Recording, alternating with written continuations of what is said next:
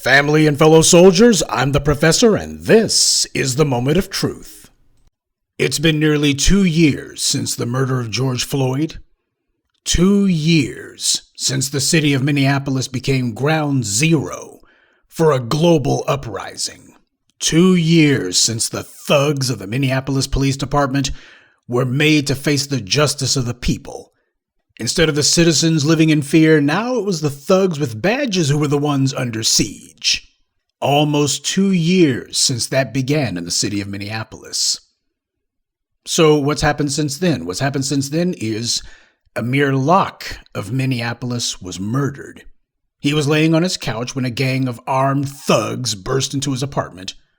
Young Mr. Locke, realizing that a violent home invasion was underway, tried to defend himself, and the thugs with badges opened fire, murdering him before he could even sit upright. Now, the warrant for this murder is being kept secret. They're keeping this under lock and key. They don't want anyone to know about it. And these are laws that they're trying to hide behind to do this. So what does that tell you? Though it has come to light that Judge Peter K. Hill, the same judge who presided over the trial of convicted murderer Derek Chauvin, was most likely the judge who signed the kill order to murder Amir Locke.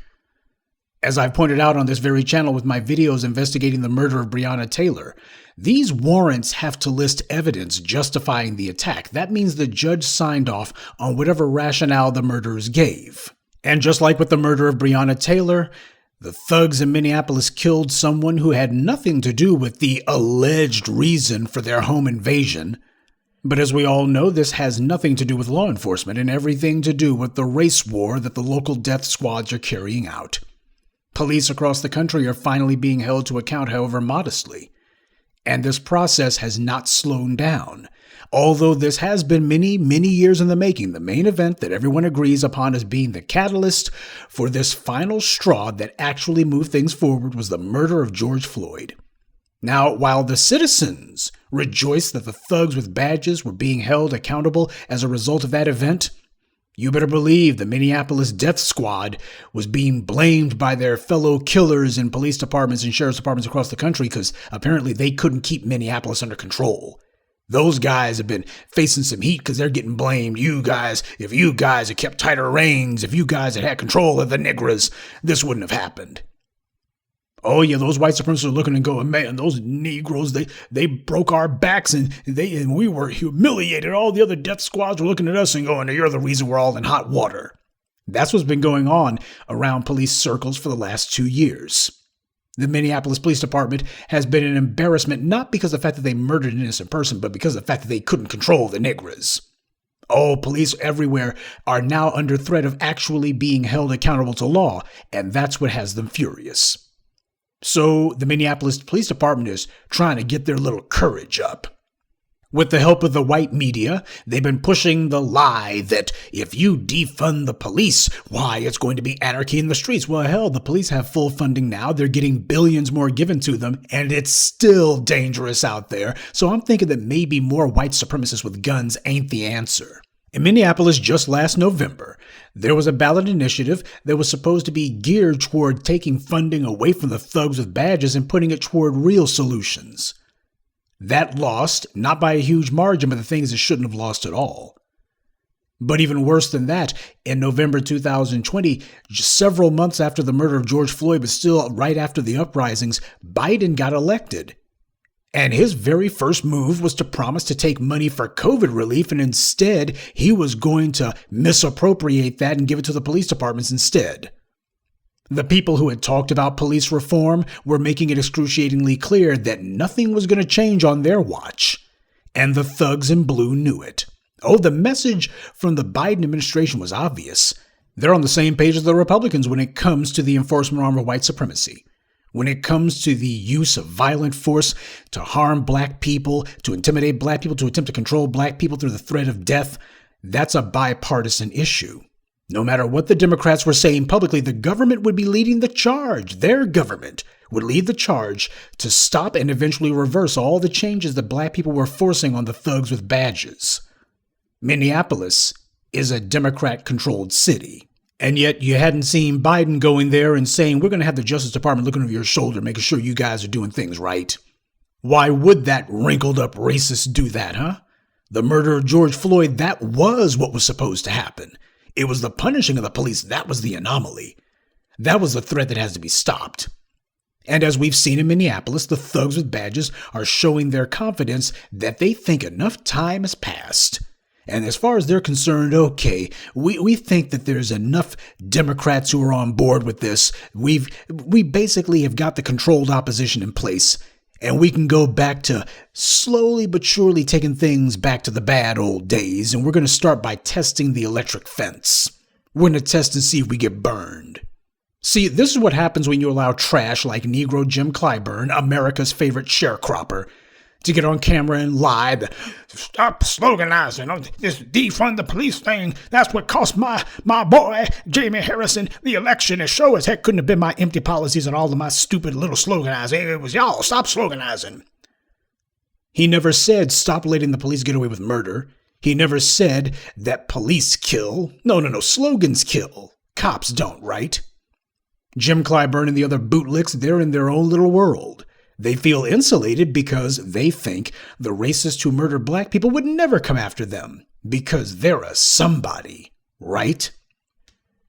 Just keep in mind that when it comes to the bootlick, the problem runs a lot deeper than just mere arrogance. As we saw with Herman Cain, these bootlicks are fully willing to commit suicide, to walk into certain death just to show massa how mindlessly obedient they are. Bootlicks think just like the white supremacists do. And white supremacy's top priority is not guaranteeing its survival, it's guaranteeing its absolute power. White supremacists will gladly embrace their own death so long as they're in charge when they die. And the bootlicks have a similar mentality. It's not protection and security that's at the top of Jim Clyburn's list of priorities, it's staying in massa's good graces. Because you see, without white supremacy in charge, he would have to deal with the black grassroots. He'd have to deal with the black street. If he didn't have Nancy Pelosi and other folks paying for his annual fish fry, he would have to be facing all of these black folks out here, the real ones. And you think we would ever let this scumbag so much as mop the floors at the local Greasy Spoon? Hell to hell with that one. No need to ask whether or not there'd be a fish fry, though his goose would be cooked. Now, the murder of Amir Locke ought to be front page news, and every politician, especially in D.C., should be talking about it, but you see a lot of silence from them, especially the congressional black talkers and others. You see, they don't want this to become a front burner issue. They don't want the murder of Amir Locke to be on anyone's lips. They don't want that to be an issue at all, not during an election year. And why is that important? It's not because they think they're going to lose elections. We've already proven in 2020 that punishing the police is a winning issue. And that's the problem that Negro Jim Clyburn and the rest of the black bootlicks have. It is a winning issue. It works. 2 years ago, during the 2020 presidential campaign, Biden and Kamala Harris were forced to make phony concessions, clearly insincere promises, which they obviously had no intention of keeping. And they abandoned them later, which we predicted. But the problem was the fact that they had even been forced into a position where they felt like they had no choice but to make any promises at all. That was a humiliation to them. As far as they were concerned, this is getting too serious. This is dangerous. We actually had to promise them something. Because they knew that once we coerced the bastards into making a promise, how long until we demand that the promises be fulfilled? Worse than that, how long until we start making even bigger demands? Oh, for the Democrats, they're looking to go, that was the thin end of the wedge. We can't have you guys making promises and forcing us to actually promise you stuff. We can't have that. That's against the rules. What rules? The rules of white supremacy. The uprisings didn't hurt the Democrats in 2020. It helped them. And that's the problem. They don't want to be making any sort of change. This is about maintaining policy, not about maintaining political office or maintaining a seat in this or that district of Congress. This is about maintaining white supremacy. And when you got black folks forcing policies that are going to threaten white supremacy, well, hell, we'll give up the White House, we'll give up the Congress as long as white supremacy is maintained. The Democrats' job, the mission of their party, is to be controlled opposition. But the operative word there is controlled. Now, whose control are they under? The same people as the Republicans. That's why they agree on what the policy should be regarding us. You have a number of states where Democrats control the legislature, and governor's offices, but you don't see them pushing back against the policies that Republican legislatures are passing now, do you? because their job is to get us to sit on our hands and wait to see if they're going to do what we've demanded they do. And whenever we confront them about their lack of action, they'll talk us to death. They give us the old poor me routine like Barack Obama. The Republicans, they're blocking everything. Can't get nothing through. Joe Biden, we got to think about those midterms. They're the majority in both houses of Congress, but even before Joe Biden was sworn in, they were already talking about, we got to think about the midterms. We can't do nothing for you. The midterms, you see, same old treadmill. You got to vote for me. Well, what are you going to do for us? Don't worry about what I'm going to do for you. You got to vote for me because the other guys are too dangerous to keep them in there. Well, you're going to do something for us, right? No, we'll have to talk about that after I get in there. If I'm not even in office, how can I do anything for you? So don't be asking me to do nothing for you. Just get me in there first. You vote for them. As soon as they get in, re-election, we got to think about that re-election. Well, aren't you going to do anything for us? Too dangerous. You got to think about the re-election.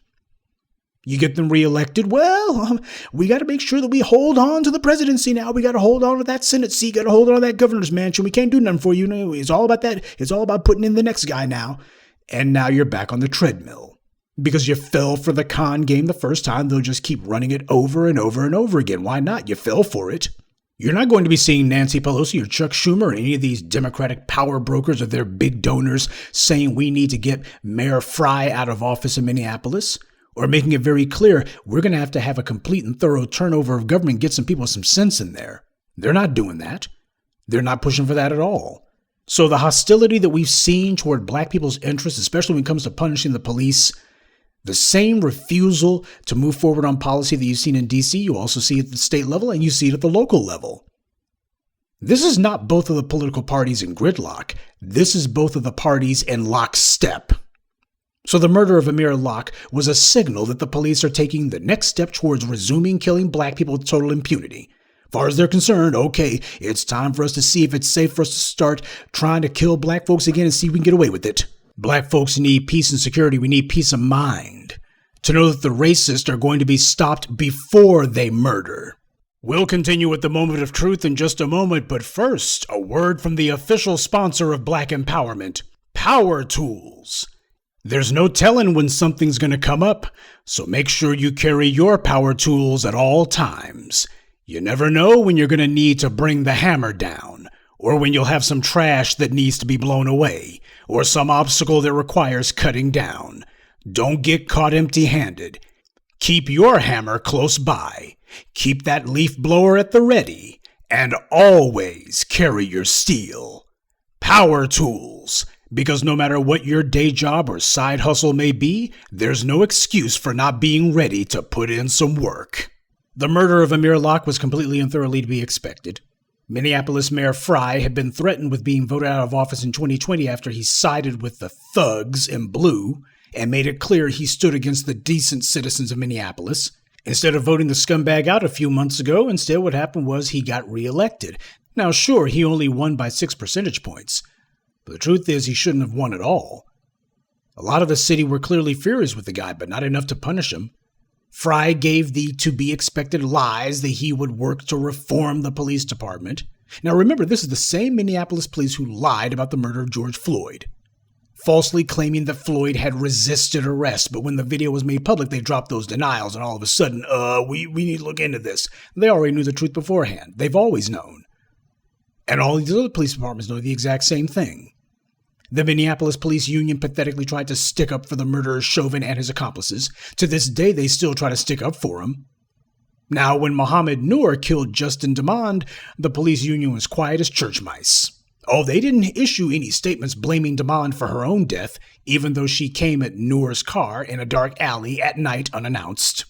Oh no, they only go to the mat if it's a white police officer who's murdered a black person. Then all of a sudden, why, the police, we do a dangerous job, split-second decisions, you can't second-guess us. But after the conviction of the murderer Chauvin, surely Mayor Fry would feel put on notice, right? His political career was flashing before his eyes for a moment there. And especially considering that while he was on the ballot last November, a local ballot initiative to give the mayor more administrative power was also on the ballot, and it passed. So Mayor Fry has more power than he had in 2020, and you can bet that he's using it right now to rein in the police, right? Of course not. Fry is doing his phony, humble, white liberal routine, when he was in front of black folks, all the while clearly dropping dog whistles and code words meant to convey to white voters that nothing's going to change. And at street level, things aren't looking any better. Mushmouth Crump is already on the scene. That's how you know the circus has come to town. Ain't going to be any pain being put on the police. Instead, it's going to be the same old empty platitudes. Mumbling and murmuring and muttering indistinct gibberish about how precious life is, but nothing about punishing anyone. 'Cause we wouldn't want that to happen, mind you. And he's not the only one. The white media is also crowing about the so-called national expert, D. Ray McKesson. The white media says he's going to be working with the police. That's a relief because we know that for years he's been working for the police. But apparently he's going to be consulting with them on some new policies. Nothing about punishment, mind you, just some new policies regarding no-knock warrants. Let me tell you something. The only policy called for when it comes to the thugs in blue is life imprisonment for the murderer and his accomplices. Every one of the scumbags who took part in the premeditated murder of Amir Locke needs to be behind lock and key, awaiting their sentence of life in prison. That's the only thing called for here. The warrant was clearly fraudulent on a number of levels, so whoever applied for it lied, and the judge should also be punished. There's no policy change that's going to stop race soldiers from murdering. That's the reason that they're out there. White supremacists cannot be reformed. They can only be punished. Anyone who comes along advocating for anything other than that is part of the problem. Good day, and be one. I'd like to take a moment to mention some of our contributors: Gail Johnson, Quincy X, Lamont Davis, Danae Wright, and Kemet. Salute to them and thank you to everyone for listening, liking, and sharing this message. Black empowerment only exists because of you.